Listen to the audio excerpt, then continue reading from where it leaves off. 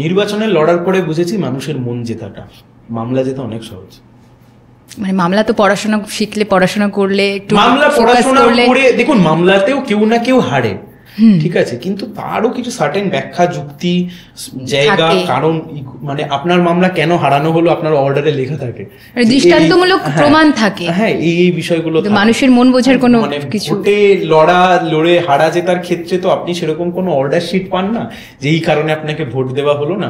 ফলে আমার মনে হয়েছে, আমি ইয়ার্কি মারতে মারতে একজনকে বললাম যে ভাই, জীবনের প্রথমবার মনে হয়েছিল যে মেয়েটিকে পছন্দ হলো একদম কম বয়সে, তাকে গিয়ে প্রেমের কথা বলা খুব কঠিন, খুব কঠিন কাজ। তারপর মনে হলো সেই মেয়েটির বাড়িতে যদি কেস খেয়ে যায়, সেই কেস থেকে বাঁচানো বিষয়টা হচ্ছে আরো বেশি কঠিন। তারপর একটা সময়ের পরে গিয়ে মনে হলো আইন পড়তে গিয়ে যে সিআরপিসি পড়া বিষয়টা অনেক কঠিন।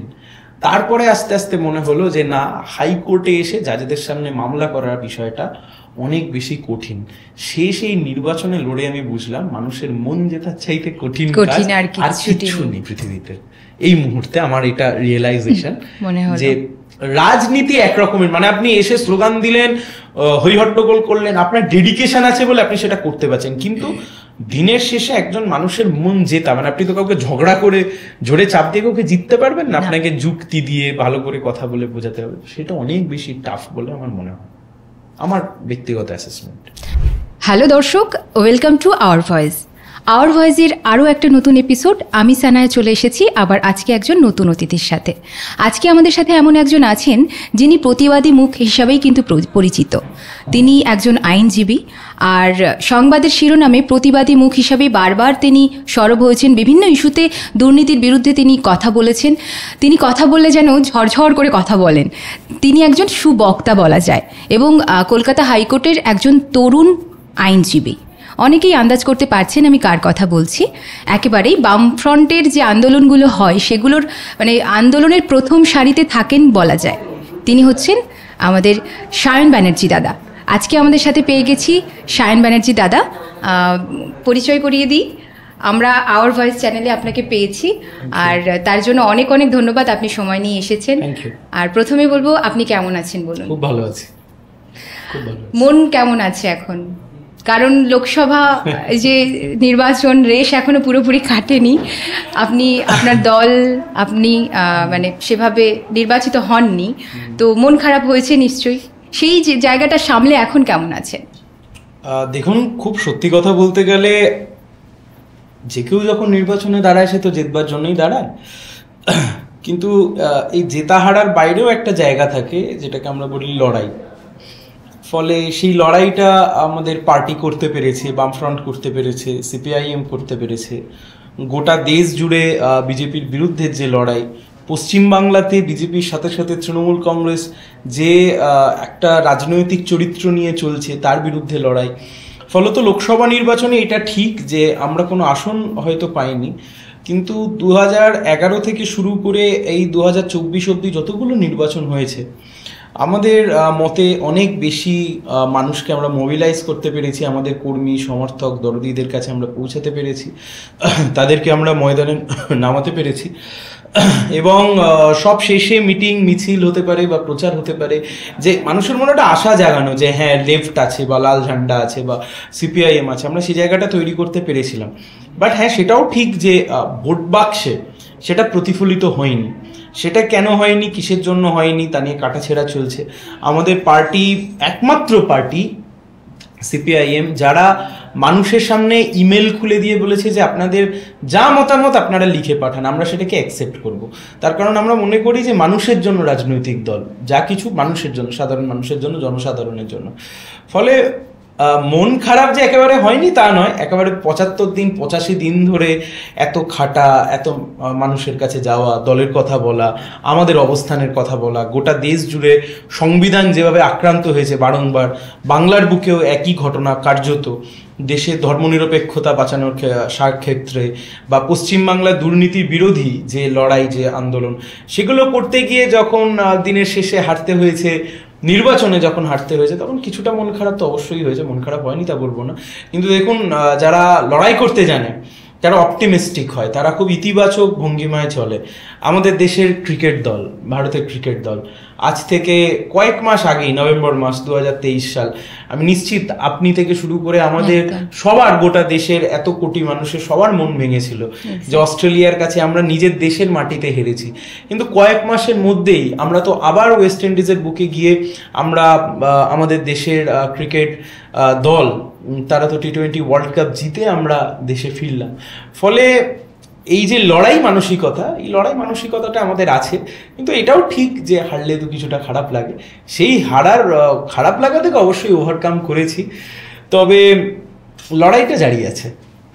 মানে বলতে চাইছেন স্বচ্ছভাবে এই লড়াইটা চলবে এখন? অবশ্যই। দেখুন, লড়াইটা তো শুধুমাত্র নিজে ভোটে জিতবার জন্য লড়ছি না, মানুষের জন্য। অবশ্যই আমরা কয়েকজন খালি ভোটে জিতে দিল্লিতে যাব, গিয়ে এমপি হব বা বিধানসভায় গিয়ে এমএলএ হব, তার জন্য তো লড়ছি না। লড়াইটা খুব সোজাসুজি লড়াই, খুব এত বড় বড় কথা না বলে কোনটা ঠিক কোনটা ভুল তার সাথে লড়াই, ঠিকের সাথে ভুলের লড়াই, সত্যের সাথে অসত্যের লড়াই। এই লড়াইতে আমরা সত্যের পক্ষে, এই লড়াইতে আমরা ঠিকের পক্ষে।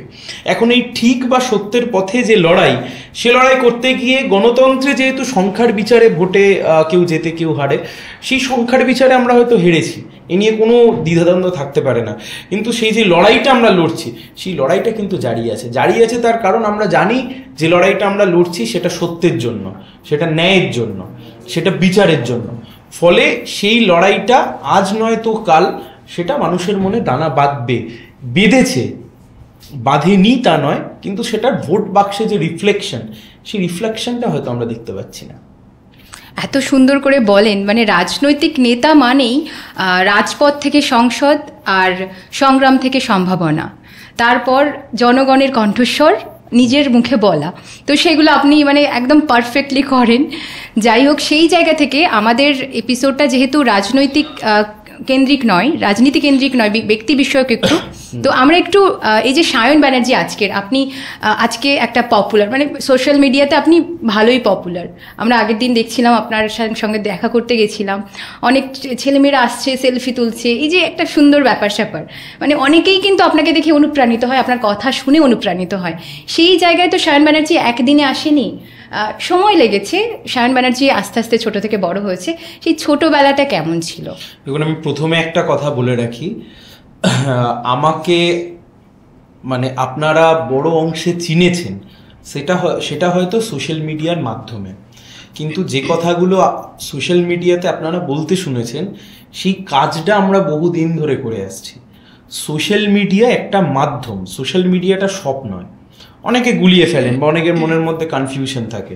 এই যে দেখবেন ইদানিংকালে একটা আলোচনা চলছে যে বামপন্থীরা সোশ্যাল মিডিয়া নির্ভর হয়ে পড়েছে। কখনো নয়, বরং আমি মনে করি যে সোশ্যাল মিডিয়ার সবচাইতে বড় দাপট যদি এই মুহূর্তে কারো থেকে থাকে, অন্তত শেষ লোকসভা নির্বাচনে আমি নিজে দেখেছি তৃণমূলের আইটি সেল বিজেপির আইটি সেলকেও অনেক জায়গাতে গোল খাইয়েছে।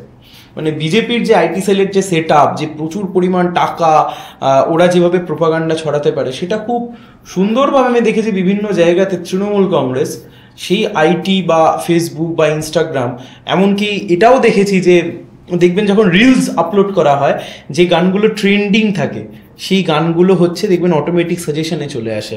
আমি সেই সময়তে দেখেছি তৃণমূলের নিজস্ব গান তৃণমূল ট্রেন্ডিং করিয়ে দিয়েছে। ফলে আমরা কিন্তু আসলে সোশ্যাল মিডিয়াতে অনেক বেশি পিছিয়ে। আসলে কি হয়, আমরা যখন হেরে যাই আমরা তখন কারণ খুঁজি, হাতের সামনে যেটা পাই আমরা সেটাকে আঁকড়ে ধরতে চাই বা সেটার দিকে আঙুল তুলতে চাই। মুশকিল হচ্ছে এটাই, আপনি যদি না ঠান্ডা মাথায় নিজের কারণটা খুঁজে বের করেন, তাহলে আপনার কারণটাও ভুল হবে, আর ভুল কারণে যাওয়ার জন্য আমরা আরও বেশি পিছিয়ে পড়বো।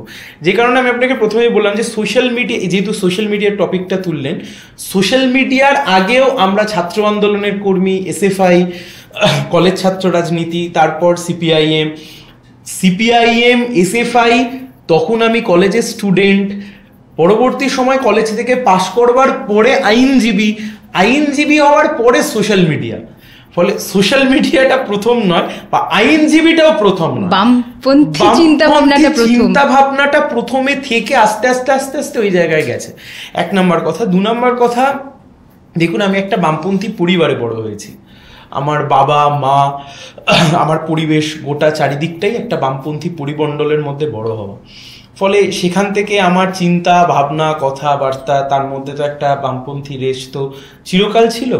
এবার পার্টিতে আসা বা বিভিন্ন কারণে, কারণ আমরা এখনো মনে করি যে ভারতবর্ষে, বা আমি বড় বিষয় বলবো না, আমি একদম ছোট করে বোঝবার মতো করে যদি বলি, ভারতবর্ষের বুকে যে বৈষম্য রয়েছে, অর্থনৈতিক বৈষম্য, সামাজিক বৈষম্য, এগুলো যদি কেউ দূর করতে পারে তাহলে একমাত্র তারা সেটা বামপন্থীরাই পারবে। যে কোনো বৈষম্য, লিঙ্গ বৈষম্য, এই যে equal pay for equal work আমরা লড়াই করছি, যে একটি পুরুষও যে কাজ করে যে টাকা পায় একজন মহিলারও সম কাজে সমবেতন পাওয়ার অধিকার আছে, এই লড়াইটা বামপন্থীদের।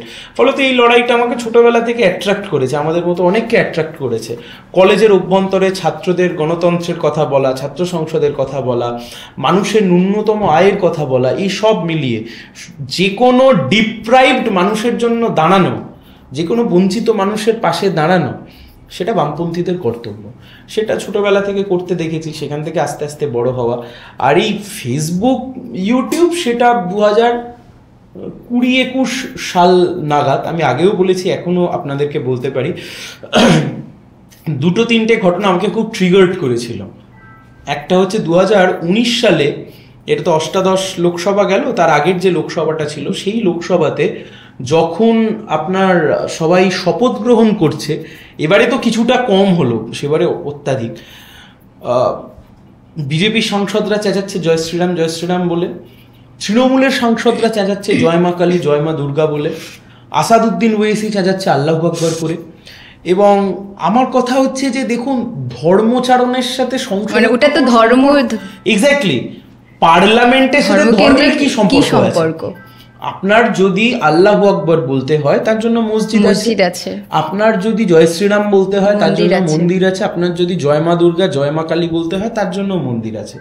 এর সাথে তো সংসদের কোনো সম্পর্ক নেই, পার্লামেন্টের কোনো সম্পর্ক নেই, এর সাথে বিধানসভার কোনো সম্পর্ক নেই। ফলে ওই ঘটনাটা 2019 সালে খুব মনে লেগেছিল যে কোথায় যাচ্ছে দেশটা, আস্তে আস্তে কোথায় যাচ্ছে। সেখানে একটা নিজের মতো জুড়ে জুড়ে জুড়ে জুড়ে একটা ভিডিও বানিয়েছিলাম। তারপর একটা দেখলাম ব্যাঙ্গালোরে একজন মেডিকেল স্টুডেন্ট, সে রেপড হয়ে তাকে খুন করা হলো। পরে যখন দেখলাম যারা ধরা পড়েছে তাদের মধ্যে 3 জন ধর্মের ভিত্তিতে, সেই সময় যা দেখানো হচ্ছে, 3 জন হচ্ছে মুসলিম ধর্ম থেকে বিলং করেন, একজন হিন্দু ধর্ম থেকে বিলং করেন। হঠাৎ করে গোটা বিজেপি থেকে শুরু করে এক অংশের মিডিয়া তারা ধর্মকে টেনে নিয়ে চলে আসলো ধর্ষণের মধ্যে, যেটা আমি দেখে ভাবলাম যে ধর্মও যদি ধর্ষণের মধ্যে চলে আসে, যে অমুক ধর্মের লোক এসে একে ধর্ষণ করে গেছে, তাহলে ধর্ষণের যে আলটিমেট বিচারের জায়গা বা সম্ভাবনা বা ইত্যাদি, সেটা তো নষ্ট হচ্ছে। ওই তখন থেকে বলা শুরু, তারপর দেখলাম না এটা করতে ভালো লাগছে, মানুষের সাথে ডাইরেক্ট কানেক্ট করা যায়, সেইটা বলতে বলতে কিন্তু আবার আমি বলছি, সেটার মাধ্যমে প্রচুর লাখ লাখ কোটি কোটি মানুষ হয়তো দেখেছেন শুনেছেন, কিন্তু সোশ্যাল মিডিয়াটাই কিন্তু দিনের শেষে সব নয়, ওটা আমার কাছে একটা মাধ্যম, আমাদের কাছে একটা মাধ্যম মানুষের কাছে রিচ করবার জন্য। এবং আমি মনে করি সোশ্যাল মিডিয়ার অল্টারনেটিভ কিচ্ছু হতে পারে না। অনেকে বলতে পারেন যে তোমরা খুব সোশ্যাল মিডিয়া স্যাভি বা সোশ্যাল মিডিয়া কেন্দ্রিক, যে যা খুশি বলতে পারেন, কিন্তু আমি আবার বলছি সোশ্যাল মিডিয়ার বিকল্প কিছু হতে পারে না। কিন্তু যদি কেউ মনে করে থাকেন সোশ্যাল মিডিয়ার মাধ্যমে সত্যি রাজনীতি করে অনেক কিছু করে ফেলা যায়, দ্যাট ইজ ভুল। সেটা একদমই তাই। সোশ্যাল মিডিয়া জীবনের আমাদের একটা অংশ বলা যায়, কিন্তু পুরোটা নয়। পলিটিক্সে আপনি একটা প্রোপাগান্ডা তৈরি করতে পারেন। ধরুন বিজেপি, সোশ্যাল মিডিয়া থেকে সবচাইতে বেশি যদি ফায়দা কেউ তুলে থাকে সেটা বিজেপি তুলেছে, অন্য কেউ তোলবার মতো জায়গায় যায়নি। শেষ ইলেকশনে তৃণমূল কিছুটা তুলেছে। বিজেপি যে প্রোপাগান্ডা সেট করেছে, সেখানেও কিন্তু বিজেপির একটা বড় অংশে সেখানে অর্গানাইজেশন ছিল বলে, পশ্চিমবাংলার কথা বলছি না, বাইরে গো বলয়ের বা হিন্দি বলয়ের বিভিন্ন রাজ্যে সেখানে বেসিক অর্গানাইজেশনটা ছিল বলে কিন্তু সেটা কাজ করেছে। তাহলে শুধুমাত্র প্রোপাগান্ডাতেও কিছু হয় না, কিন্তু প্রোপাগান্ডার জন্য social media is important for নাউডেজ। আপনি বাড়িতে বসে এখন যত না টিভি দেখেন, আপনি এখন মোবাইলে সবচাইতে বেশি কানেক্টেড থাকেন। ফলে সোশ্যাল মিডিয়াকে ইগনোর করবার কোনো জায়গা নেই, আবার সেটাকে নিয়ে মাথায় করে নাচবারও খুব একটা জায়গা আছে বলে আমি মনে করি না। মানে জীবনের সাথে ওতপ্রোতভাবে জড়িয়ে গেছে, কিন্তু বাদও দেওয়া যায় না, আবার পুরোপুরি যে সবটা জুড়ে তাও নয়। বিশেষ করে পলিটিক্সের ক্ষেত্রে সোশ্যাল মিডিয়া একটা বিশেষ গুরুত্বপূর্ণ জায়গা নিয়ে রেখেছে। দেখুন, আমরা যারা পাবলিক ফিগার, মানে মানুষের সাথে ডাইরেক্ট কানেক্টেড থাকি, জনসাধারণের সাথে, মানুষ একটা বড় অংশের মানুষের সাথে যোগাযোগ থাকে, মানে কানেক্টেড থাকি, তাদের কাছে সোশ্যাল মিডিয়ার বিকল্প কিছু হতে পারে না। কিন্তু আমি আবার বলছি যে আপনাকে সমাজ জীবনে খুঁজে পাওয়া গেল না, আপনার পাড়ায় কেউ মারা গেল আপনাকে দেখতে পাওয়া গেল না, আপনার পাড়ার কোনো কাজে, অনুষ্ঠানে, দুঃখে, দুর্দশায়, ক্লাবে, বিভিন্ন সামাজিক অনুষ্ঠানে আপনাকে খুঁজে পাওয়া গেল না, আপনাকে লড়াই আন্দোলনে দেখা গেল না, আপনি শুধু সোশ্যাল মিডিয়া করছেন, সেক্ষেত্রে প্রবলেম আছে। কিন্তু এই দুটোকে যদি আপনি ব্যালেন্স করে না চালাতে পারেন সেটা প্রবলেমেটিক। একদমই তাই। তো আপনার এই যে এখন আইনজীবী, আপনি একজন প্রতিষ্ঠিত একটা জায়গায়, তো এই যে আপনার জীবনে সবচেয়ে অবদান বেশি কার পরিবার থেকে, মানে সাপোর্টটা কোথা থেকে পান বেশি? দেখুন, এটা বলা খুব মুশকিল, একজনের বললে আরেকজন রাগ করবে না। তার কারণ হচ্ছে আমার বাবা একজন আইনজীবী ছিলেন। আচ্ছা। তিনি পার্টি হোল টাইমার ছিলেন একটা সময় অবধি। হ্যাঁ, তিনি পঞ্চায়েত প্রধান ছিলেন 1988 থেকে 1998, একটা সময় আইনজীবী ছিলেন। মা পার্টি মেম্বার সিপিআইএম এর দীর্ঘ সময় ধরে, মহিলা সমিতির সাথে যুক্ত, মানে পুরো রাজনীতিটা পরিবারের থেকেই আপনার। হ্যাঁ, এবারে আপনি যদি আমাকে জিজ্ঞাসা করেন যে আমার বেড়ে ওঠার পেছনে কার অবদান সবচাইতে বেশি, অবশ্যই আমার বাবা মার। কারণ দেখুন, আমাকে কেউ কোনোদিন একবারের জন্য বাড়িতে বলেনি যে তুমি কেন ফার্স্ট হচ্ছ না, তুমি কেন সেকেন্ড হচ্ছ না, বা তুমি কেন থার্ড হচ্ছ না। অথবা কেউ একবারের জন্য আমাকে ডেকে বলেনি যে অমুক ছেলেটা অত পেয়েছে, তুমি কেন ওর থেকে 1 নাম্বার কম পেয়েছে। আমাকে ছোট থেকে এখনো অবধি, এবং বাবা যখন মারা যান সেই সময়তেও আমাকে একটাই জিনিস বলা হয়েছে বা চাওয়া হয়েছে, যে তোমাকে একটা মানুষের মতো মানুষ হতে হবে। মানে ইতিবাচক দৃষ্টিভঙ্গিটা পুরো বাবা মার থেকেই পেয়েছেন, এবং সেটা এখনো জারি আছে। তোমাকে একটা মানুষের মতো মানুষ হতে হবে, তোমার কম্পিটিটর তুমি নিজে, আর কে ফার্স্ট হলো কে সেকেন্ড হলো তাই জন্য আমাকেও ফার্স্ট হতে হবে, আমাকেও সেকেন্ড হতে হবে। এই ইঁদুর দৌড়ে আমার পরিবার আমাকে কোনোদিন দাঁড় করায়নি, কোনো দিনও না। এবং আমি খোল্লা ফ্রিডম পেয়েছি আমার জীবনে বিভিন্ন এক্সপেরিমেন্ট করবার। তাতে আমার পরিবার প্রথম থেকে এখনো অবধি সাহায্য করেছেন, ফলে সামগ্রিকভাবে সেটা একটা বড় অবদান তো আছে। আর সেকেন্ড, আমার যেটা মনে হয়েছে যে একটা সময় অবধিও আমি নিজে খুব দোটানার মধ্যে থাকতাম, মানে নিজের প্রতি যে কনফিডেন্সের জায়গাটা, সেটা একটা সময় অবধি কম ছিল বলেই আমার মনে হয়। বাট একটা সময়ের পর থেকে কিছু ঘটনা আমার মনে কনফিডেন্স জুগিয়েছে, তখন মনে হয়েছে নিজের ওপর আত্মবিশ্বাস হারানোটা অনুচিত। সেই আত্মবিশ্বাসের ফলে অনেকটা এগোতে সুবিধা পেয়েছি। জীবনে কখনো মানে ভীষণ বড় একটা চ্যালেঞ্জের সম্মুখীন হতে হয়েছে, যখন ঘাবড়ে গেছেন, ভেবেছেন যে পারবো না, মানে সেটা সামলে নিয়েছেন, এরকম কিছু হয়েছে কখনো? একটু আগেই পার্কিং দিচ্ছিল না নিচে, একটু আগে একটুখানি, অথবা না, যদি সেরকম বলো না, অনেক এরকম অনেকগুলো লাইফের ফেজ এসছে যেটা মনে হয়েছে যে এর চাইতে টাফ আর কিচ্ছু হতে পারে না। আজকে তো পার্কিংটা সহজে পেয়ে গেলেন আপনি, যে ফেসটা যেহেতু সবাই চেনে, সোশ্যাল মিডিয়ার কথা আপনি বলছিলেন, সোশ্যাল মিডিয়া দেখুন আছে, কিন্তু আপনার পার্কিংটা দিয়ে দিল, সোশ্যাল মিডিয়ার কারণেই পার্কিংটা সহজে পেয়ে গেলেন। আমার না, এরকম অনেকগুলো ফেস এসছে যেখানে মনে হয়েছে যে ইচ্ছাইতে জীবনে টাফ কিছু হতে পারে না, অনেকগুলো। তার মধ্যে আমি একটা দুটো হয়তো বলতেও পারবো না এখানে, যে দু একটা, মানে আমার যখন 17 বছর বয়স তখন বাবা মারা যান, ফলে মানে I was very close two বাবা, মানে আমি বাবার খুব কাছের ছিলাম, আমাদের মধ্যে বন্ধুর সম্পর্ক ছিল। ফলে একটা সময় পরে 2-3 বছর ধরে মনে হতো যে এটা কেন হলো, ওই ফেজটা। 17 বছর বয়স আপনার, মানে আপনি তখন অনেক ছোট, হঠাৎ করেই অনেক প্রবলেম ছিল, সুগার, কিডনি প্রবলেম, প্রেশার, এই সবগুলো থাকবার ফলে আমাকেও প্রচুর রেস্ট্রিকশনের মধ্যে থাকতে হয়, যেহেতু আমিও মানে জিনগত একটা ব্যাপার আছে, ক্যারিয়ার হয়ে যায়, সেই জন্য সেইটা একটা মনে হয়েছিল যে এটা না হলে ভালো হতো। নিজের পার্সোনাল লাইফের এমন দু একটা বিষয় যেখান থেকে ওভারকাম করা একটা সময় মনে হয়েছিল যে অসম্ভব এখান থেকে বেরিয়ে আসা।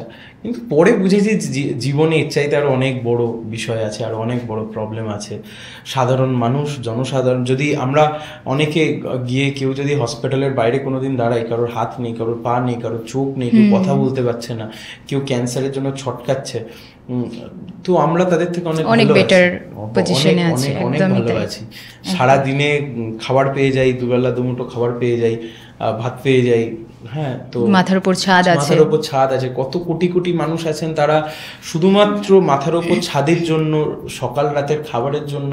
সকাল দেখুন আমরা সবাই সংগ্রাম করছি, আমাদের সবার লড়াইটা কিন্তু আলাদা আলাদা, সবার লড়াই সংগ্রাম সবার লাইফে আছে আলাদা আলাদা, সবার লড়াইটা আলাদা। কিন্তু আমার মনে হয়েছে এটাই হয়তো লাইফের রিয়েলাইজেশন, যে আমার যে লড়াই তার থেকে আরো কয়েক হাজার গুণ বেশি লড়াই ভারতবর্ষে কঠিন লড়াই লড়ছে প্রচুর মানুষ। সেই জায়গা থেকে তো আমরা অনেক ভালো আছি এখন, সেই জায়গা থেকে তো আমরা অনেক বেটার আছি। এবার আমরা একটা বয়স অবধি থাকে, একটা খুব ইমোশনাল একটা বন্ডিং এর মধ্যে থাকি, তখন সেই খারাপ লাগাগুলো অনেক বেশি লাগে। একটা সময় পরে মনে হয় যে এটাই জীবন, এটাই ঠিক আছে, এটা মেনে নিতে হবে, এটা না হলে হয়তো জীবনে এগুলো হতো না, সেটা একটা মনে হয়।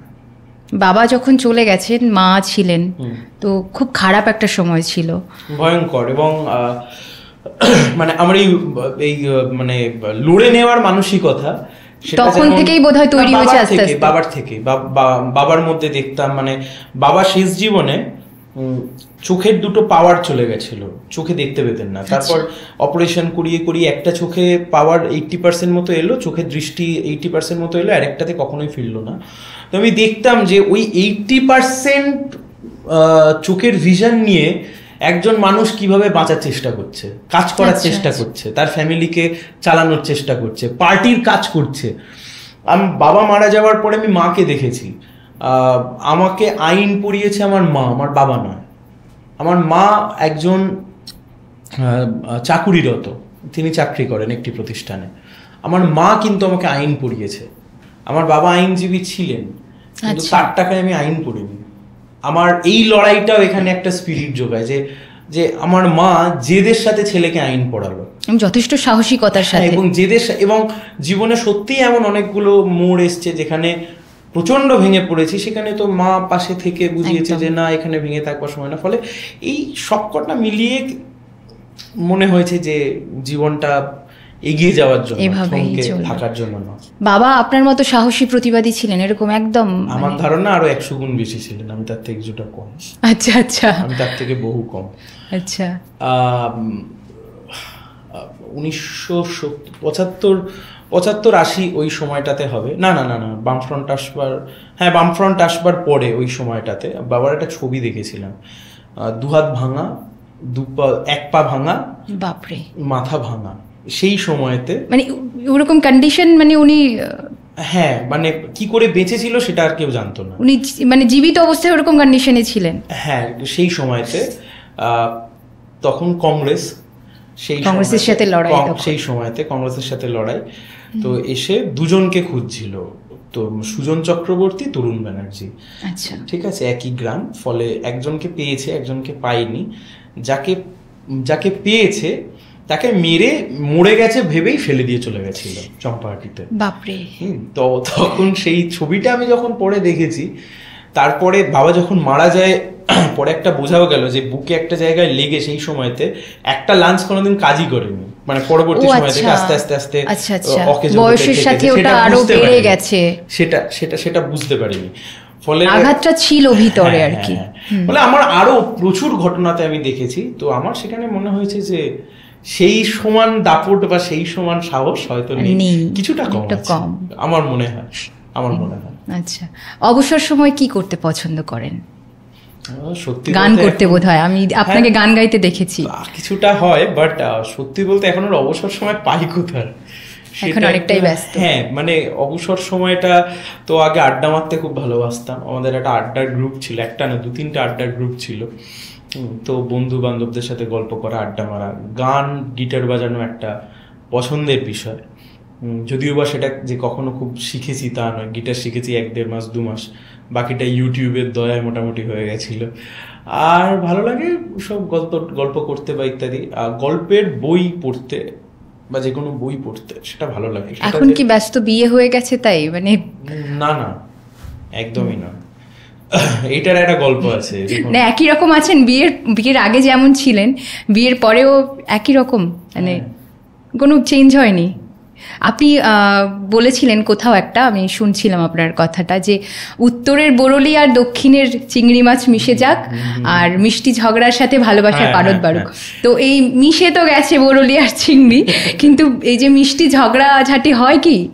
না, সেটা এখনো অব্দি হয়নি, বা সময়ও হয়নি তো হিসাব মতো। মানে ঝগড়া করার সময় নেই আসলে, এতটাই ব্যস্ত। বিয়ে হলো ফেব্রুয়ারি মাসে, আর মার্চ মাসে আমি ক্যান্ডিডেট হলাম, আমি 2.5 মাস তমলুকে বসেছিলাম মানে নির্বাচনের প্রচারে।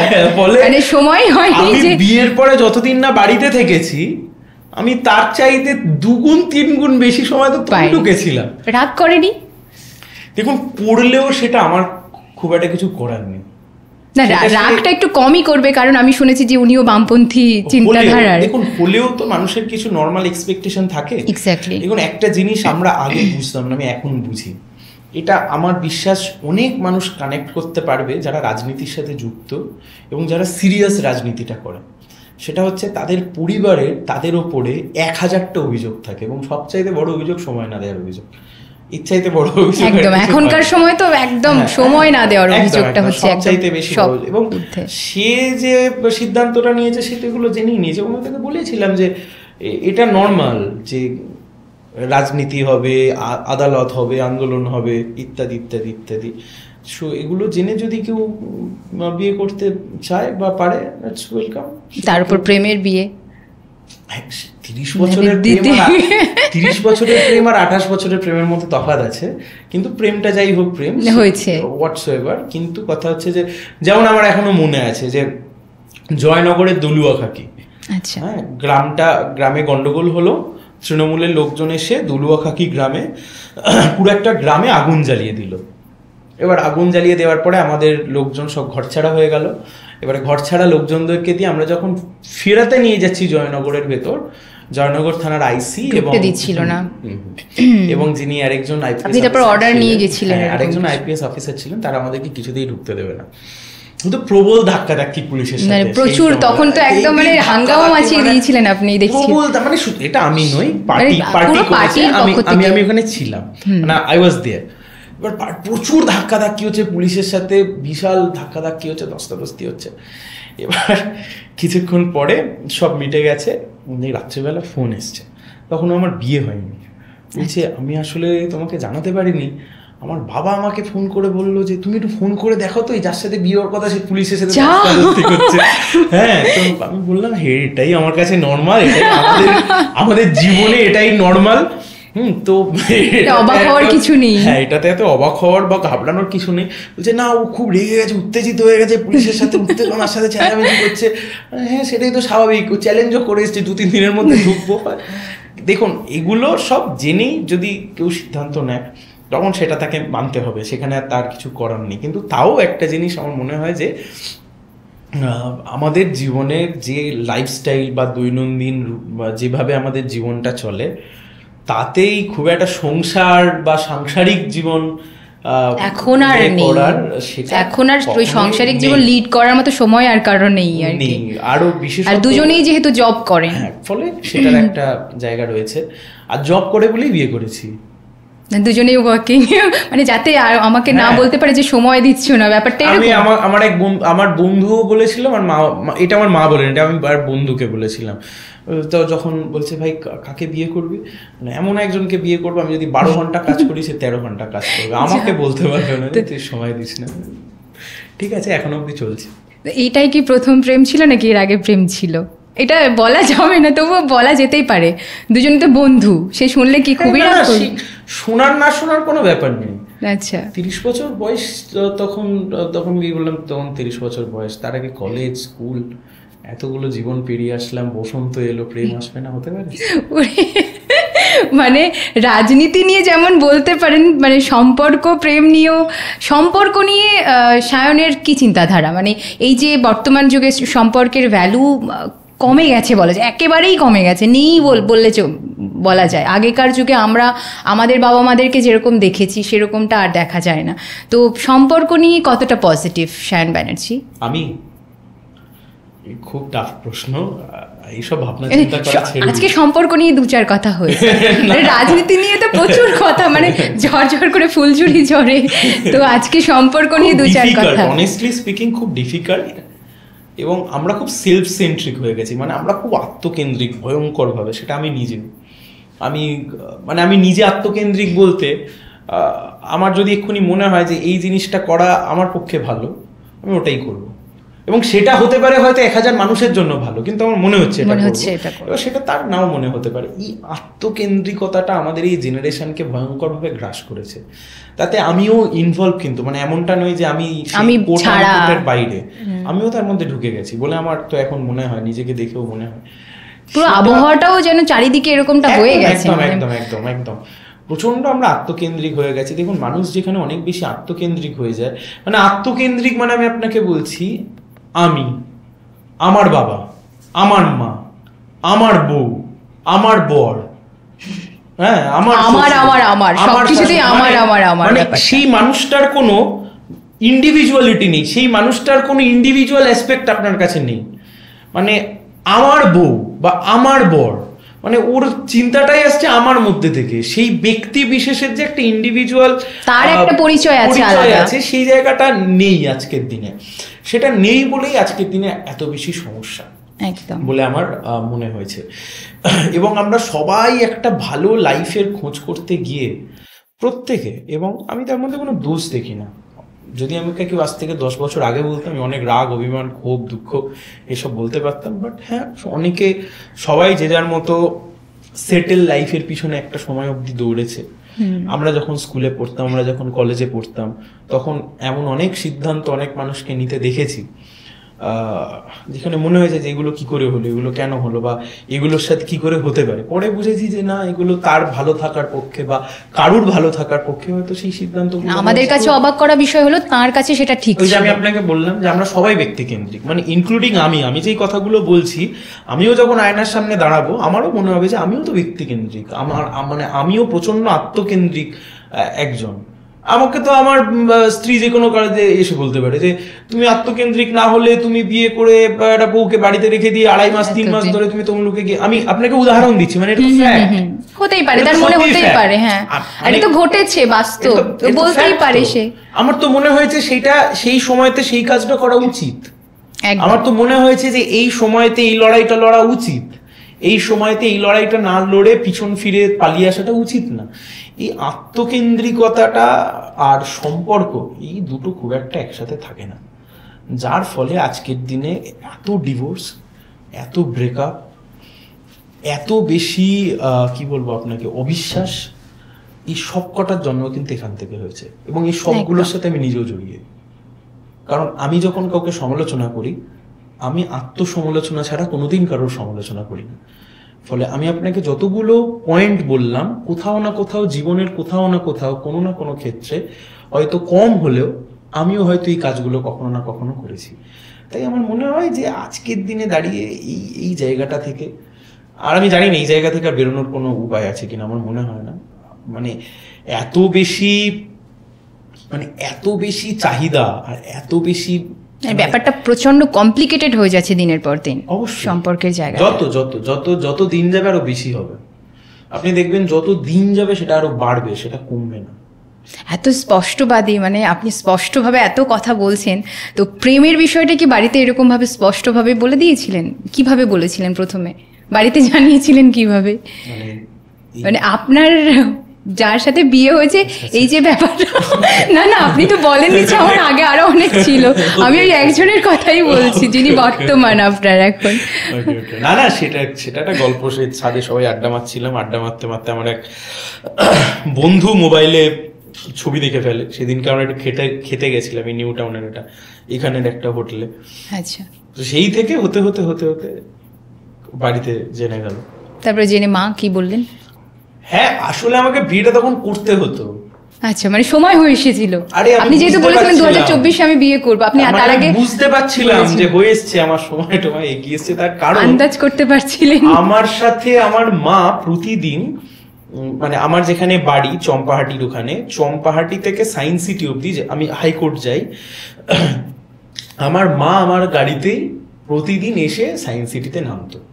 আচ্ছা, তো ওই 1 বছর, মানে বিয়ে হলো তো ধরুন কয়েক মাস, কিন্তু এই 2023-এর শুরুর দিক থেকে প্রতিদিন সকাল 9টা 15 থেকে আর 10টা অবধি মানে গাড়িতে উঠলেই মানে কানের কাছে ওই বিয়ে ওর নাতনিকে ভালো দেখতে যাব, ওর নাতনিটা ভালো পড়াশোনা করে ওকে দেখতে যাব, মানে সে খুবই অসহ্যকর হয়ে উঠছে ব্যাপারটা আস্তে আস্তে। কখনো গান জোরে চালিয়ে দিতাম, এই করে দিতাম, সেই করে দিতাম, তারপরে বুঝলাম না, পালাতে পালাতে বিরক্তিকর হয়ে যাচ্ছে বিষয়, করতেই হবে, এবার করে ফেলতেই হবে। হ্যাঁ মানে তখন মনে হলো একটা সময়, আর মানে আপনা আপনি চলেও এলো, এটা সে ন্যাচারালি আর একজন চলেও এলো সেই সময় লাইফে আর কি, ব্যাপারটা মানে ওই যে লেখা ছিল চলে এলো, হ্যাঁ মানে হয়ে গেল আর কি। মানে দেখুন একটা সময় আসে জীবনের যখন কেউ আর সম্পর্ক নিয়ে এত কিছু ভাবে না, এটা আমাকে করতে হবে। আপনি যদি সম্পর্ক নিয়ে খুব বেশি ভাবতে বসেন না, তো জটিল ধাঁধা এত বেশি।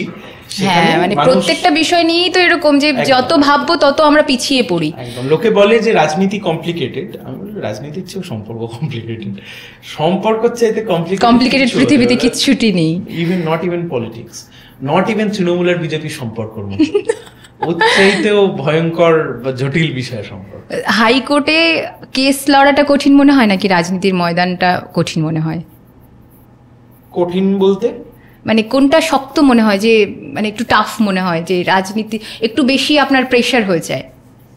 প্রেশার, হ্যাঁ প্রেশার কোনোটাতেই হয় না, তার কারণ যেহেতু দুটোই আমি খুব ভালোবাসি। কিন্তু যদি আপনি বলেন কোনটা টাফ, নির্বাচনে লড়ার পরে বুঝেছি মানুষের মন জেতা টাফ, মামলা জেতা অনেক সহজ। মানে মামলা তো পড়াশোনা শিখলে, পড়াশোনা করলে, একটু মামলা পড়াশোনা করে দেখুন, মামলাতেও কেউ না কেউ হারে, ঠিক আছে, কিন্তু তারও কিছু সার্টেন ব্যাখ্যা, যুক্তি, জায়গা, কারণ, মানে আপনার মামলা কেন হারানো হলো আপনার অর্ডারে লেখা থাকে, দৃষ্টান্তমূলক প্রমাণ থাকে, হ্যাঁ এই বিষয়গুলো মানুষের মন বোঝার কোনো কিছু। লড়ে হারা জেতার ক্ষেত্রে তো আপনি সেরকম কোনো অর্ডার শিট পান না যে এই কারণে আপনাকে ভোট দেওয়া হলো না। ফলে আমার মনে হয়েছে, আমি ইয়ার্কি মারতে মারতে একজনকে বললাম যে ভাই জীবনের প্রথমবার মনে হয়েছিল যে মেয়েটিকে পছন্দ হলো একদম কম বয়সে, তাকে গিয়ে প্রেমের কথা বলা খুব কঠিন কাজ। তারপর মনে হলো সেই মেয়েটির বাড়িতে যদি কেস খেয়ে যায়, সেই কেস থেকে বাঁচানো বিষয়টা হচ্ছে আরো বেশি কঠিন। তারপর একটা সময়ের পরে গিয়ে মনে হলো আইন পড়তে গিয়ে যে সিআরপিসি পড়া বিষয়টা অনেক কঠিন। তারপরে আস্তে আস্তে মনে হলো যে না, হাইকোর্টে এসে জাজেদের সামনে মামলা করার বিষয়টা অনেক বেশি কঠিন।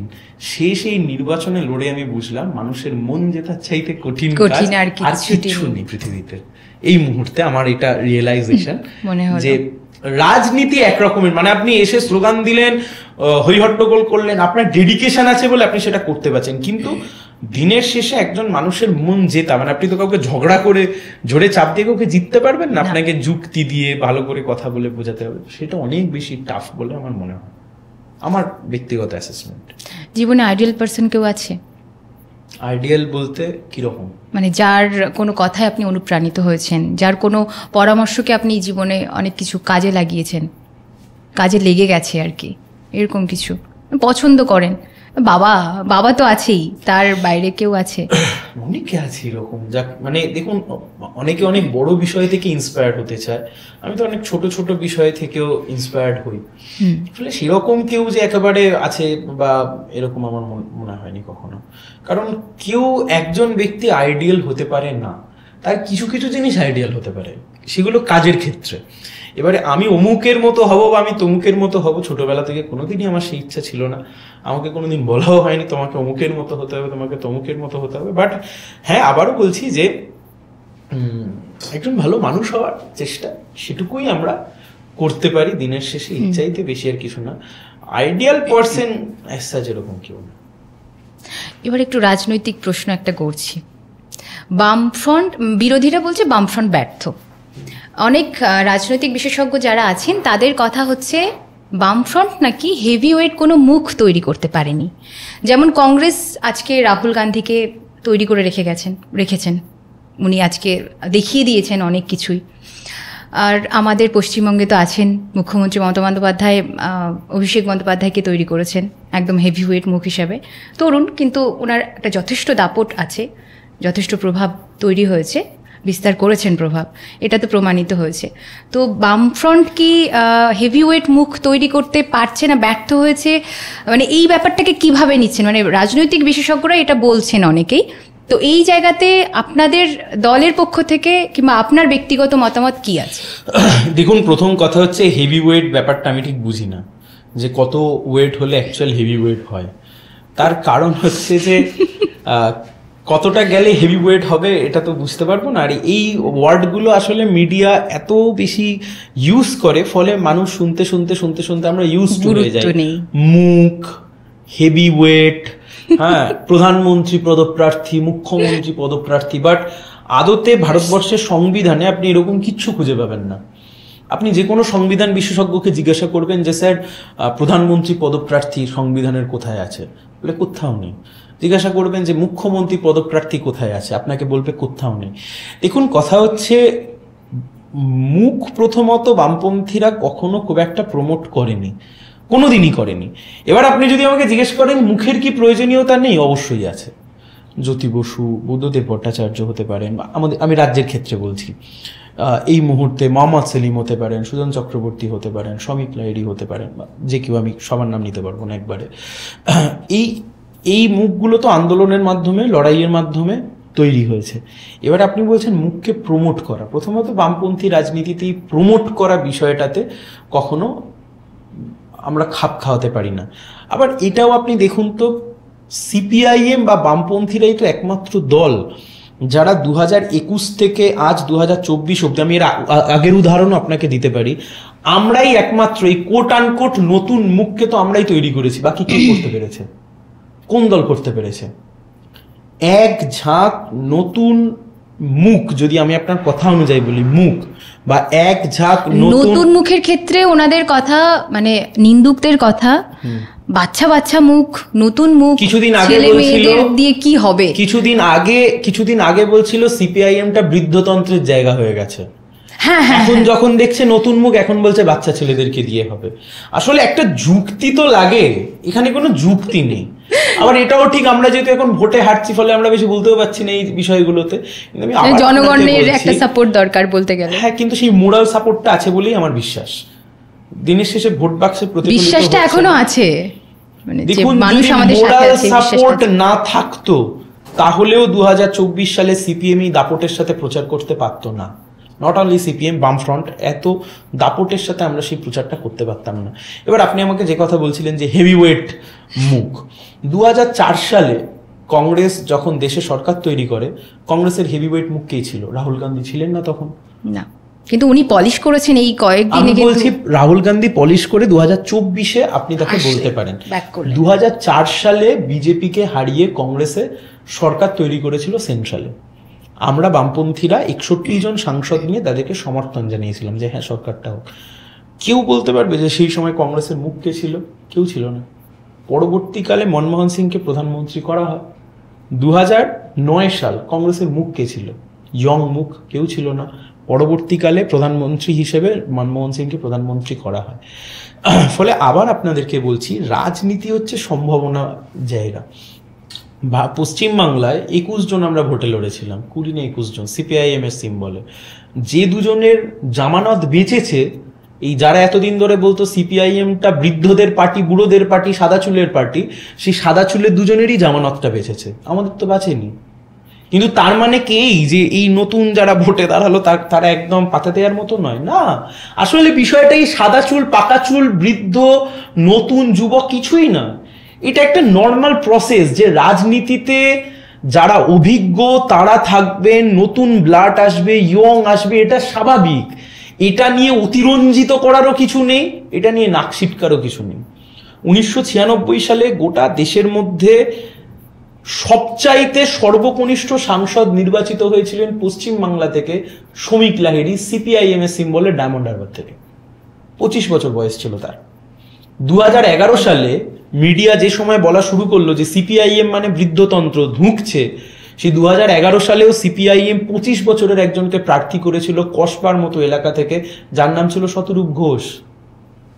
2024 সালের নির্বাচনে প্রতিকুর রহমানের বয়স 31, সায়ন ব্যানার্জি 30, দীপশিতা ধর 30, সৃজন ভট্টাচার্য 30। কিন্তু এবার আমার প্রশ্ন হচ্ছে এখানেই, শুধুমাত্র মোহাম্মদ সেলিম 60 বা সুজন চক্রবর্তী 64, এই ডিস্টিংশন কখনো হতে পারে? আসলে ওই আপনাকে কি বললাম যে এটা একটা মানে ঢুকিয়ে দাও মানুষের মনের মধ্যে। এতদিন বলছিল সিপিআইএমটা বৃদ্ধদের দল হয়ে গেছে, এবার বলছে সিপিআইএমটা বাচ্চাদের দল হয়ে গেছে, এরা শুধু ফেসবুক করে। মানে একটা কিছু তো বলতে হবে, হচ্ছে। আমি আপনাদেরকে আবার বলছি, লড়াই আন্দোলন সবকিছুর মধ্যে থেকে একজন রাজনৈতিক কর্মীর জন্ম হয়। আমি নেতা, হেভি ওয়েট, মুখ বলতে পারবো না, তার কারণ আমরা বুথে রাজনীতি করে ওঠা লোক, বুথে রাজনীতি করতে অভ্যস্ত, এগুলো বলতে পারবো না। কিন্তু আমি আপনাকে আবার বলছি, সিপিআইএমই একমাত্র দল। আপনি হয়তো সামনে একটা মীনাক্ষী মুখার্জিকে দেখেছেন, একটা শতরূপ ঘোষ দেখেছেন, একটা সৃজন ভট্টাচার্য দেখেছেন, একটা দীপশিতা দেখেছেন, একটা ঐশী দেখেছেন, একটা প্রতিকুত দেখেছেন, হয়তো একটা সায়ন দেখেছেন। এদেরকে সামনে দেখেছেন। সিপিআইএম এরকম একটা নতুন প্রজন্মকে বুথেও তৈরি করছে বা করছে। সেটা একদিনে হয় না, সেটা অনেক দিন ধরে হয়। আমরা পার্টি মেম্বারশিপ পেয়েছিলাম 2014-তে, যখন আমাদের বয়স ছিল 20। পার্টি আস্তে আস্তে আমাদেরকে পলিশ করতে করতে করতে করতে আমাদেরকে এখানে নিয়ে এসছে আস্তে আস্তে। এরকম একটা জেনারেশন তৈরি করেছে সিপিআইএম। কেউ ভালো দেওয়াল লিখতে পারে, কেউ ভালো স্লোগান দিতে পারে, কেউ ভালো বক্তৃতা করতে পারে, কেউ ভালো বুথ স্লিপ সাজাতে পারে। এটা বিশাল বড় কাজ। আমরা যারা বুথে কাজ করি আমরা জানি, বুথ স্লিপ যদি আপনাকে এক্ষুনি দিয়ে দেওয়া হয়, আপনি যদি ম্যান মার্কিং না জানেন, আপনার যদি ভোটার লিস্ট মুখস্থ না থাকে, আপনি বুথ স্লিপ সাজাতে পারবেন না। এমনও ইয়ং জেনারেশন আছে যারা বুথ স্লিপ সাজাতে ওস্তাদ, এমন ইয়ং জেনারেশন আছে যারা মানুষের সাথে কমিউনিকেশন করতে ওস্তাদ, এমন ইয়ং জেনারেশন আছে যারা রেড ভলেন্টিয়ার, এমন ইয়ং জেনারেশন আছে কেউ যারা মিডিয়াতে কথা বলে, এমন ইয়ং জেনারেশন আছে যারা সোশ্যাল মিডিয়াতে কথা বলে, এমন ইয়ং জেনারেশন আছে যারা তুখোড় সংগঠক। এই গোটা ইয়ং জেনারেশনটাকে সিপিআইএম তৈরি করেছে, বামপন্থীরা তৈরি করেছে। তাই এই কাজটা তো একমাত্র আমরা করলাম। বিজেপি কোথায় আপনি দেখান তো। বিজেপি এই মুহূর্তে রাজ্যের বিরোধী দল, কেন্দ্রের শাসক দল। আপনি পশ্চিমবাংলায় বিজেপিকে একটা নেতা দেখান যাকে বিজেপি তৈরি করেছে। অন্তত আমি আপনাকে বলছি, কম বয়সী দেখাতে হবে না, অন্তত 40 থেকে 50-এর মধ্যে একটা নেতাকে দেখান। বিজেপি তৈরি করতে পারেনি। এবারের যে ভোটের ফলাফল, লোকসভার ভোটের ফলাফল অনুযায়ী মানে সবাই মনে করছেন, রাজনৈতিক বিশেষজ্ঞরা মনে করছেন যে জনগণ চাইছেন কোনো একটা মুখ, মানে জনপ্রিয় একটা মুখ। অন্য কংগ্রেসের রাহুল গান্ধী, তৃণমূল কংগ্রেসের অভিষেক ব্যানার্জি, এনাদের জনপ্রিয়তা নিয়ে কোনো কথা হবে না। সিপিআইএম এর কাছ থেকে তৈরি তারা চিহ্ন, অবভিয়াসলি ভোট কিসে হয়েছে? চিহ্নতে। কিন্তু মানুষ চিহ্নতে ভোট, জনগণ কি চাইছে? জনগণ চাইছে একটা হেভিওয়েট মুখ, একটা জনপ্রিয় একটা মুখ। আপনি বলুন তো, এই যে ইন্ডিয়া জোট, আমি এটাকে অস্বীকার করছি না। আমি আপনাকে বলছি, দেখুন গোটা দেশ জুড়ে ইন্ডিয়া জোট বা ইন্ডিয়া মঞ্চ, অ্যালায়েন্স এত ভালো ফলাফল করলো, আমরা বলেছিলাম ইন্ডিয়ার মুখকে? রাহুল গান্ধী ইন্ডিয়ার মুখ আমরা ডিক্লেয়ার করেছিলাম না তো? না। তাহলে মানুষ পলিসির অল্টারনেটিভ খুঁজছে। সেই পলিসির অল্টারনেটিভ করতে গিয়ে আবারও বলছি, মুখের দরকার আছে, মুখের দরকার নেই তা নয়। যারা বলেন মুখের দরকার নেই তারা ভুলে যান যে জ্যোতি বসুকে দেখে বামফ্রন্টের প্রতি বা মানুষ বুঝেছিলেন যে এবার জিতলে জ্যোতি বসুই মুখ্যমন্ত্রী হবেন, বা এবার জিতলে বুদ্ধদেব বাবুই মুখ্যমন্ত্রী হবে। মুখের দরকার আছে, কিন্তু মুখ দিয়ে কেবলমাত্র রাজনীতি হবে, অন্তত বামপন্থীদের ক্ষেত্রে তো তা হয় না। তাহলে বামফ্রন্টকে মুখ তৈরি করবে না? মানে বামফ্রন্ট, আমি আপনাকে একটা মুখের বদলে এত মুখ দিলাম, পছন্দ হচ্ছে না? আচ্ছা, আমি আপনাকে এত মুখ দিলাম। আপনি লিঙ্গর দিক থেকে যদি বলেন, ছেলে মেয়ে উভয় এসছে। আপনি যদি কম বয়সী আর অভিজ্ঞদের মধ্যে বলেন, দুই রয়েছে। কিন্তু মানুষ একটা জনপ্রিয় মুখ চাইছে, জনগণ একটা জনপ্রিয় মুখ চাইছে যাকে দেখে ভরসা করতে পারে, ভোট দিতে পারে। মানে এরকম একটা ব্যাপার ঘটছে। এবারে মুখ দেখে যদি মানুষ ভরসা করে ভোট দেবে, তাহলে তো বিজেপি সত্যি এবার 400 পার করতো। আমি আপনাকে আবার বলছি, রাজনীতিতে সম্ভাবনা, রাজনীতিতে প্রোপাগান্ডা এগুলোর থাকে, মুখের দরকার থাকে, কিন্তু মুখ কেবলমাত্র মুখ দিয়ে ভোট কখনো হতে পারে না। আমি আপনাকে দায়িত্বের সাথে বলছি, কখনো হতে পারে না। যে কোনো রাজনৈতিক দল থেকে আপনি উদাহরণ তুলুন, আমি আপনাকে বলে দেবো। মমতা ব্যানার্জি তৃণমূলেরই মুখ ছিলেন 2011-র আগে, জিতলেন না কেন? মমতা ব্যানার্জি তো তৃণমূল কংগ্রেসের মুখ ছিলেন। মমতা ব্যানার্জি তার আগেও কংগ্রেসের সাথে জোট করে সিপিএম এর বিরুদ্ধে লড়েছেন। মমতা ব্যানার্জি তার আগে বিজেপির সাথে জোট করেও সিপিএম এর বিরুদ্ধে লড়েছেন। তাহলে মমতা ব্যানার্জি তার আগে মুখ্যমন্ত্রী হতে পারলেন না কেন? এই প্রশ্নের উত্তর কেউ দিতে পারবে? না। রাহুল গান্ধী 2019 সালেও মুখ ছিলেন, 2014 সালেও অলমোস্ট দলের মুখ ছিলেন। যদি 2014-তে পার্টি জিততো, কংগ্রেস জিততো, কার্যত সেট হয়ে গেছিল যে Rahul Gandhi is going to B the next prime minister for India, তাহলে রাহুল গান্ধী সেই সময় জিতলেন না কেন? তাই জন্য বলছি, রাজনীতিতে অনেক সম্ভাবনা, অনেক বিষয়, অনেকগুলো প্রোপাগান্ডা, অনেকগুলো দিক, এই সব কিছু নিয়ে চলে। এই সব কটা বিষয় নিয়ে আমরা চলি।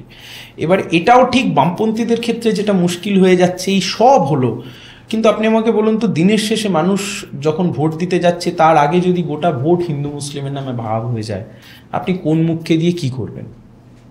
কথা তো হচ্ছে এখানেই। একদমই তাই। পশ্চিমবাংলার তৃতীয় দফার নির্বাচনের পরবর্তী সময় থেকে বিজেপি তৃণমূল দুজনে মিলে সরাসরি মানুষকে ভাগ করে দিল হিন্দু মুসলিমের নামে। একদম, এটা হলো এই রিসেন্ট, আগে এটা ছিল না, বামফ্রন্ট আমলে এটা ছিল না। আমাদের সবচাইতে যারা নিন্দুক তারাও কখনো বলতে পারবে না যে বামফ্রন্ট দাঙ্গা হাঙ্গামা করে কখনো ভোটে জিতেছে। বিশেষ করে ধর্মকেন্দ্রিক কিছু ছিল না, কোনোদিনও করিনি আমরা। 34 বছরে 34টা ঈদ হয়েছে, একদম 34 বছরে 34 বার দুর্গাপুজো হয়েছে, 34 বার সরস্বতী পুজো হয়েছে, 34 বার মহরম হয়েছে, কিন্তু কোনোদিন পশ্চিমবাংলায় তো দাঙ্গা করে কেউ বলতেই পারে যে পশ্চিমবাংলায় কি কখনো দাঙ্গা হয়নি? সরকার করেনি, সিপিএম করেনি। সিপিএম বা সরকার সেটাকে কমব্যাক্ট করেছে, আটকিয়েছে। আমরা দাঙ্গার ফসল ঘরে তোলবার জন্য যাইনি, আমরা দাঙ্গাটাকে আটকিয়েছি। যে কারণে জ্যোতি বোস, বুদ্ধদেব ভট্টাচার্যরা বলতেন যে দাঙ্গা করতে এলে মাথা ভেঙে গুড়িয়ে দেব।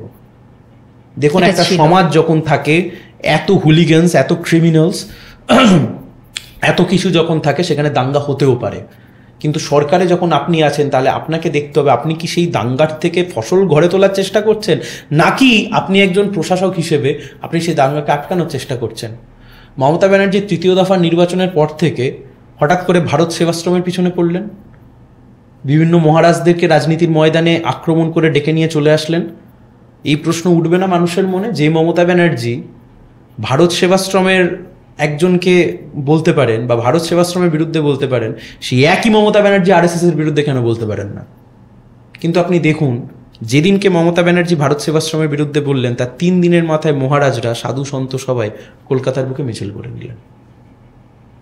মোহাম্মদ সেলিমকে হারানোর জন্য ওইখানেই তৃণমূল কংগ্রেসের একজন বিধায়ক, তিনি একটা ডায়লগ দিয়ে দিলেন কি 15 মিনিটের জন্য না 20 মিনিটের জন্য আমাদেরকে ছেড়ে দেওয়া হোক, অমুক ধর্মের লোকেদেরকে ভাসিয়ে দেবো। যেই বলল, বিজেপি সঙ্গে সঙ্গে লুফে নিল। আচ্ছা, তাহলে আমার ধর্ম লোককে তুমি ভাসিয়ে দেবে? মানে অ্যাজ ইভ হিন্দু ধর্মের ঠেকা বিজেপি নিয়ে রেখেছে। যেই এটা বললো, সঙ্গে সঙ্গে এই ভোটটা হিন্দু মুসলিমে ভাগ হয়ে গেল। তখন সেখানে আলুর দাম, পটলের দাম, পেঁয়াজের দাম, দুর্নীতি, নেট, টেট, গ্যাসের দাম, এগুলো কোনো আর ইস্যু থাকে না। তাই জন্য আমরা বলছি, এই বিষয়টা শুধুমাত্র মুখের বিষয় নয়। পশ্চিমবাংলার রাজনীতিকে যতক্ষণ না আমরা ইস্যু ভিত্তিক রাজনীতিতে পরিণত করতে পারছি, ধর্মীয় রাজনীতির বাইরে, ততক্ষণ অবধি এই অচল অবস্থা জারি থাকবে বলে আমার মনে হয়। আপনি দেখুন, উত্তরপ্রদেশে রাম মন্দির, পশ্চিমবাংলার দীঘায় জগন্নাথ দেবের মন্দির। Does it make any sense? আমি আপনাকে বলছি, তমলুকে আমি যত বাড়িতে গেছি, সেই বাড়ির অন্তত 60% বাড়িতে নিজস্ব মন্দির আছে। আমি ওই তুলসীতলার থান বলছি না, আমি মন্দির বলছি। তাহলে মন্দির বানানোর জন্য সত্যি কি সরকারকে লাগে, মুখ্যমন্ত্রীকে লাগে, প্রধানমন্ত্রীকে লাগে? না, কখনো লাগে না। তো তার জন্য পাড়ার ছেলেরাই যথেষ্ট। অনেকে চাঁদা তুলে বানায়। ওদিকে প্রধানমন্ত্রী বলছেন আমি রাম মন্দির বানিয়ে দিয়েছি, এদিকে মুখ্যমন্ত্রী বলছেন আমি জগন্নাথ দেবের মন্দির বানিয়ে দিয়েছি। সরকারের তো দায়িত্ব নেই ধর্ম পালন করানো। এক্স্যাক্টলি, সেটাই হচ্ছে আনফর্চুনেটলি। আমাদের লক্ষ্য এইটা হওয়া উচিত যে ধর্ম যার যার, রাষ্ট্র সবার, দেশ সবার। এই জায়গা থেকে যতদিন না গোটা বিষয়টাকে আমরা দেখছি, এই বারবার এরকম হতে থাকবে। তবে আমাদের বিশ্বাস যে এটাকে আমরা কাটাতে পারবো। রাজনীতিতে এসে আপনার ব্যক্তিগত কোনো অভ্যাস, পছন্দ, এগুলো কিছু চেঞ্জ করতে হয়েছে, পরিবর্তন? এমন অনেক জিনিস থাকে যেগুলো আমাদের ইচ্ছা করলেও আমরা বলতে পারি, ত্যাগ করতে হয়। হ্যাঁ, পারি, হয়। দেখুন, আপনার সাথে কনভারসেশনের শুরুতে, আমাদের কথা বলার শুরুতেও আমি আপনাকে ক্যামেরার বাইরে, মানে অফ ক্যামেরাতে বলছিলাম যে আজকালকার দিনে রাজনীতি যারা করে তাদের পার্সোনাল লাইফ নিয়ে এত কাটাছেঁড়া হয়, এত কাদা ছোড়াছুড়ি হয়, ফলে সেখানে এমন অনেক জিনিস যেটা একজন মানুষের পক্ষে যে সোশ্যাল মিডিয়াতে আপলোড করা খুব স্বাভাবিক, সেটাই আমাদের পক্ষে খুব অস্বাভাবিক। আমি আপনাকে ছোট্ট উদাহরণ দিলাম। হ্যাঁ, আবার এটাও ঠিক খুব সাবধানতা অবলম্বন করতে হয়। প্রচন্ড প্রচন্ড প্রচন্ড। সেটা যত দিন যাচ্ছে আরো বেশি বুঝতে পারছি, আরো সংযত হতে হচ্ছে, মানে ব্যক্তিগত জীবনের অনেক কিছুকে ত্যাগ করতে হচ্ছে, ভাষা প্রয়োগ করার ক্ষেত্রে অনেক বেশি সংযত হতে হয়। সেটাও যত দিন যাচ্ছে আস্তে আস্তে বুঝতে পারছি যে কোথায় কতটা বলা উচিত, কোথায় চুপ থাকা উচিত, কোথায় মেপে কথা বলা উচিত, বয়স বুঝে কথা বলা উচিত, অভিজ্ঞতা বুঝে কথা বলা উচিত।